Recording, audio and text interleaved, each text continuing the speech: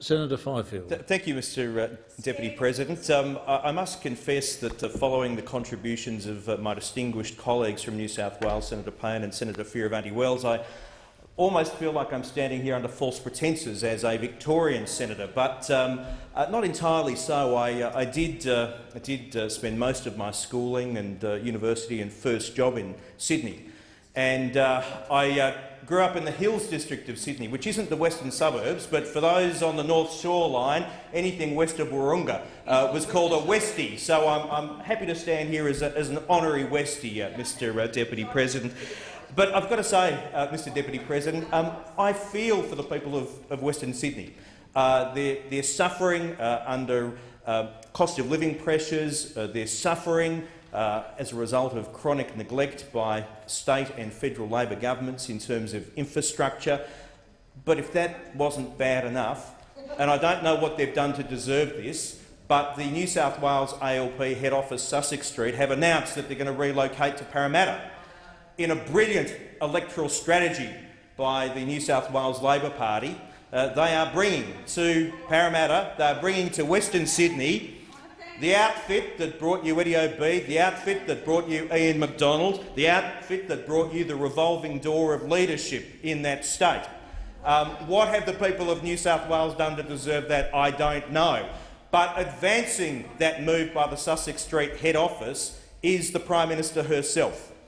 And I don't know what the people of Western Sydney have done to deserve, I guess, what we must call a prime ministerial progress through Western Sydney. It brings back the idea of the Elizabethan progress of Elizabeth I, Mr Deputy President, where she deigned to leave London and go out into the extremities of the nation. I'm not sure if it's Elizabethan progress or if it's got a little more to do with that TV series Entourage, Mr Deputy President. And according to the Rooty Hill RSL General Manager, the Prime Minister will have an entourage of more than 10 people when she checks in for her mini-campaign. But it's a peculiar thing.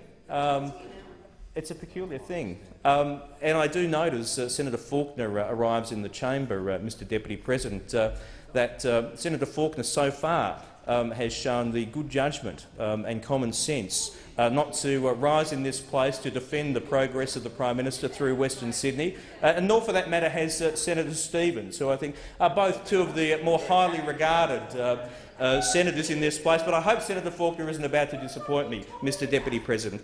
Mr Deputy President, Senator Payne touched on a contribution from Mr Mark Butler when asked by Matt Abraham on Adelaide Radio. Matt Abraham said to Mark Butler, "The Rooty Hill experiment, Mark Butler, not to put too fine a point on it, is it a sign of a party that thinks it's," this is his word, not mine, "rooted," Mr Deputy President. Mr Butler replied, "There are so many different sort of double entendres you can do with this place.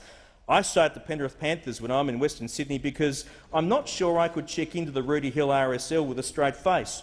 It just conjures up all those sort of carry-on films and Benny Hill episodes and carry-on governing filmed at the Rooty Hill RSL.